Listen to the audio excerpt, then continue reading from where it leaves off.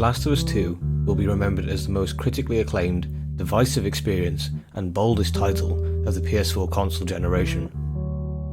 Ever since its original announcement back in 2016, I've been dubious about whether we really needed a sequel to The Last of Us 1, as that game achieved a truly satisfying conclusion to a wonderfully thought out emotional journey. Swear to me. Swear to me that everything that you've said about the Fireflies is true. I swear.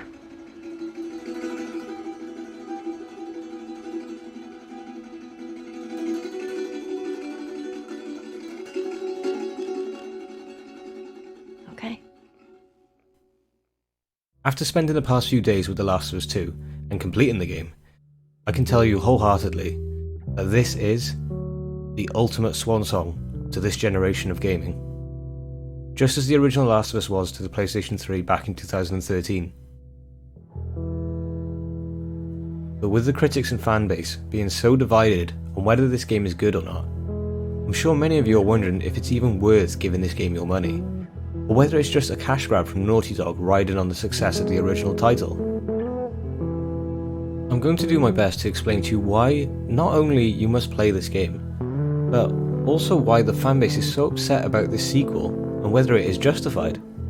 But to do that, I do have to reveal some things which Naughty Dog chose to deem as spoilers, although in my eyes I think are key elements of the game that are imperative to know about during your purchasing decisions.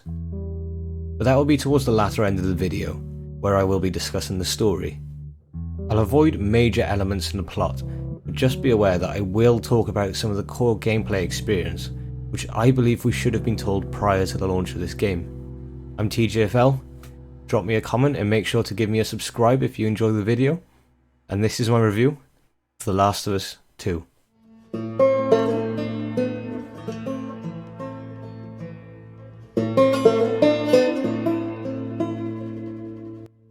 For all the praise the original Last of Us got, I've always argued that the core gameplay was clunky and repetitive. Whenever I've gone back to play The Last of Us, I found it such a chore to enjoy the gameplay, but was always carried through to the end by the amazing characters and story. Last of Us 1 suffered from a very linear level design, with little to no choice as to what areas you can explore. The gunplay felt clunky and difficult to use, and the environmental puzzles were all variations of the same thing, which most of the time involved picking up a ladder, placing it, crossing it, and doing it over and over again until the game ends. The same can be said about the combat situations. You'll enter a room with carefully placed boxes for cover, in which a dozen or so enemies come running at you, and you have to decide whether to try and deal with them with the clunky shooting mechanics, or the satisfying yet repetitive hand-to-hand combat. Fucking drop him! Oh, shit! Come here!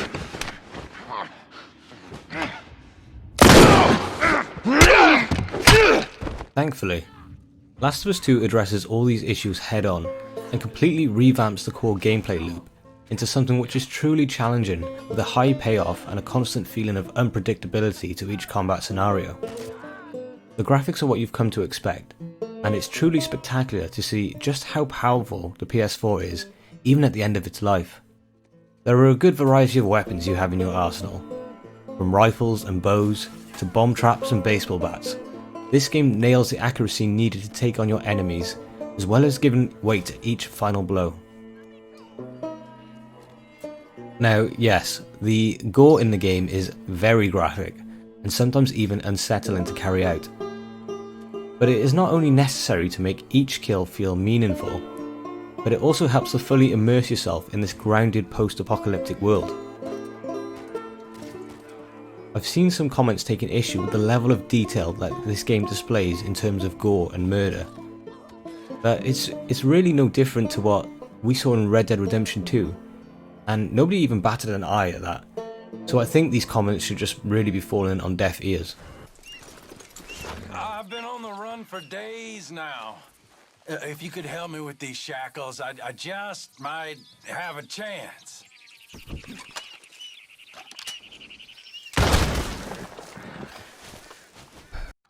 There are a good variety of enemy types this time around. Not only will you find yourself facing up against the iconic clickers, but you'll also have to deal with new enemies such as stalkers, which, as the name suggests, stalk you silently in the darkness and very rarely face you head on. As well as a new faction of humans called Scars, which again are quiet in their approach, but even more deadly than your typical clickers. Thanks to the game's more open-ended level design, you can tackle each combat scenario with an approach which suits your playstyle, whether that be stealth or guns blazing. More on the open-ended structure, Naughty Dog flirts with the idea of an open world even more with The Last of Us 2, with a few segments allowing full exploration of vast open areas where you can choose to try and scavenge for more supplies, take out infected, or even learn more about the people who died via heartfelt letters dotted across the world. Last of Us 2 constantly keeps you on edge by being very limiting with the amount of resources you can gather, meaning you can't just run through the game running and gunning. Each encounter needs to be thought out and planned, with the AI being tactical in flanking you but also willing to aggressively push you when you're running low on ammo. This brings an extra level of tension which is more common in horror games such as Dead Space or the latest Resident Evil games. There are multiple environmental puzzles through the game, such as opening up safes to recover more loot, traversing torn down buildings with a rope, and powering on generators to access new locations. Each puzzle feels different from what has come before, and keeps the puzzles entertaining right up until the credits have rolled. This definitely helps to combat some of the fatigue many of us had playing the original game. One thing that Last of Us 2 absolutely nails is marrying the soundtrack with the narrative in gameplay. The soundtrack truly helps to set the scene of each cutscene or combat encounter in a way that I haven't experienced since Mass Effect 2 Suicide Mission. The soundtrack echoes pieces of the original score, but doesn't rely solely on it, and brings in some new diverse tracks which remind me a lot of the soundtrack for 2017's Logan. Throughout the story you will also have quieter moments of character building, where you'll find yourself with Ellie playing the guitar and the song choices are just so well done and fitting for each moment that they happen in, and truly help to set the tone of this post-apocalyptic setting. Here is just a short piece of gameplay where you can see all the best elements of the game coming together to create not only a satisfying gameplay scenario, but also immersing you in the moment with a tension-filled score and realistic, but sometimes uncomfortable sound design. One trespasser. Because the fucking school and the TV station. I thought that was Scars. I think these trespassers might be working with them. Don't drop your guard.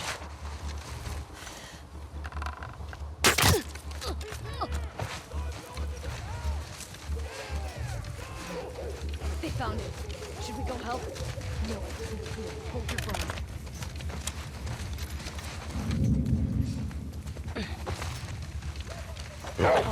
What? What? Oh no. No.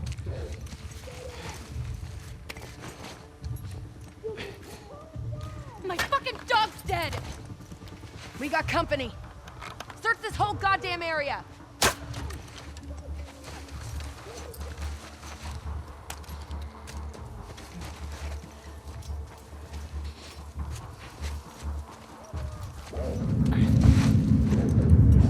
Hey.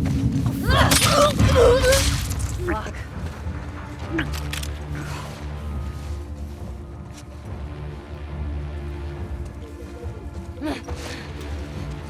I'm gonna find you.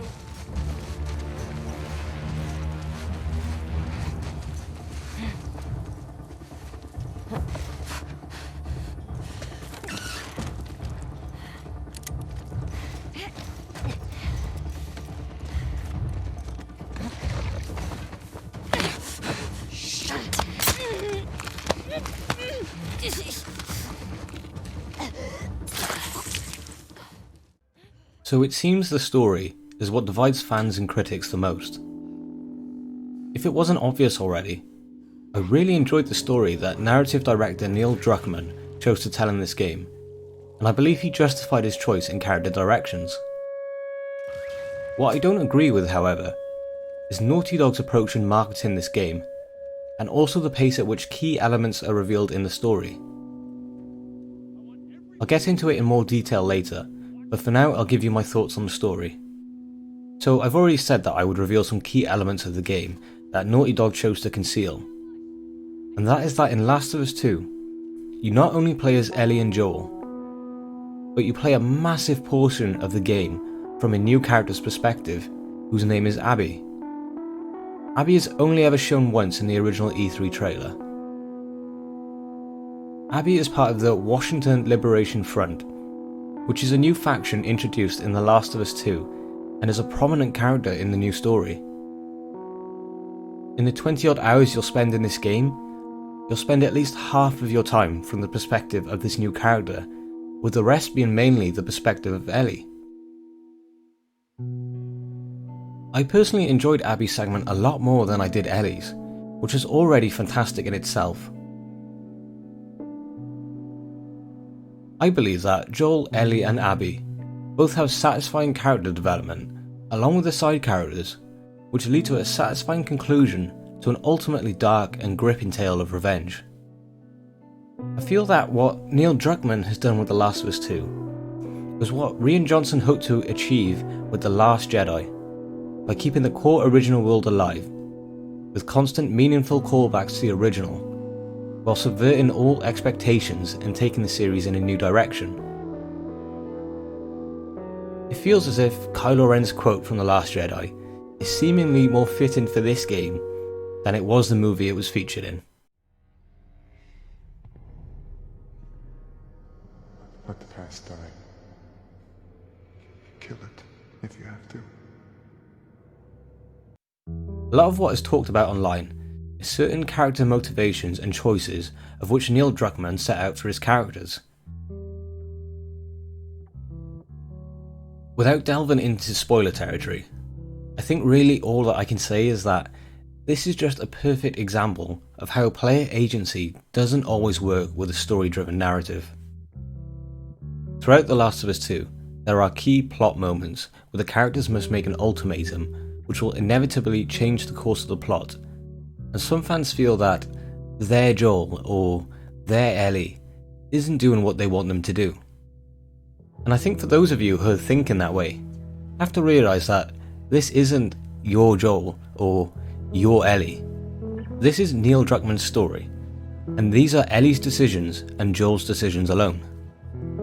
These games aren't designed for player agency to dictate the narrative direction like you can in other games, where you're given a blank slate to work with, such as Skyrim or Fallout. There is a story here that the game developers want to tell, and we are simply experiencing it from the outside perspective, with our player agency being limited to gameplay scenarios as opposed to plot scenarios. This game explores many different themes and ideas, and none of them would work if you as the player had a choice. Think about it. If at the end of the first Last of Us, you could decide whether to sacrifice Ellie to save humanity, or kill everyone and keep Ellie for yourself, I guarantee almost every single one of you would choose the good ending, in which you sacrifice her, and that would take away from the whole message and narrative of the first game. I hardly think any of us enjoyed the end of The Last of Us, where you slaughter loads of innocent people, and the choices Joel made to not sacrifice Ellie. But without that forced narrative decision, there is no way The Last of Us would be remembered for the gut-wrenching story that it is, and how Joel, the person you had been rooting for the entire game, had become the villain of the story. But as I said before, I do have major issues in which certain events of the game are revealed to you, and just the overall pacing of the game. You are quickly thrown back into the world of The Last of Us, where events have happened and characters exist, but none of it is explained to you until nearer the end of the game. This inevitably ends up making the first 10 hours of the game a bit confusing and head-scratching in terms of character motivations and plot decisions. Once you do understand all the key pieces of the story, the game becomes an absolute blast to experience. But I do agree that if certain events were reshuffled, it would have made for a smoother storytelling experience. And last but not least, the marketing for this game is absolutely a big fat lie. I think ultimately it's the reason for so much backlash. There are moments in some of the trailers which are completely fabricated, with character models swapped out, and the trailer setting us up to believe the story is completely different to what it turned out to be. I completely understand the reasons to want to hide certain elements of the plot, but fabricating scenes and being disingenuous with what the narrative is just false advertising, and it reminds me of the mess No Man's Sky was in at launch. Most criminal of all though, is the marketing's attempt to completely conceal the fact that you spend half the game playing as a brand new character who is central to the main plot of the game. Not only is it creating a false pretense of what players might experience in the game, but it's also doing a complete disservice to the voice actress and character model of Abby. Coming away from this game, Abby is genuinely my favourite part of the game, and the fact that she's not even on the promotional material or even on the cover art for the game is just disappointing. I believe all this hatred towards playing as her for the half the game wouldn't have happened if Naughty Dog had made it clear that she was central to the player's experience. If I had reviewed Last of Us 1 back in 2013, I would have given it an 8 out of 10. Despite being one of the best narrative experiences, the gameplay did not hold up well over time, and even put me off return playthroughs. I'd still recommend it to anyone who has a PlayStation, but with the forewarning of the gameplay gets boring, but the story is great. Thankfully, Last of Us 2 delivers on the gameplay experience, and offers tons of replayability, especially with its New Game Plus mode. But ultimately, Last of Us 2 falls short with its story. Yes, the story is satisfying, and at the end it all comes together. But the first 10 hours leaves you fumbling around in the dark, not truly understanding character motives, and choosing to leave you confused and frustrated, so that can have a aha moment later down the line. Had the story been told in a more cohesive way, this would have undoubtedly been a 10 out of 10. But with the fumbling about, and of course Naughty Dog's misleading marketing, I find myself at a 9 out of 10, but with a must-buy attitude to anyone who owns a PS4.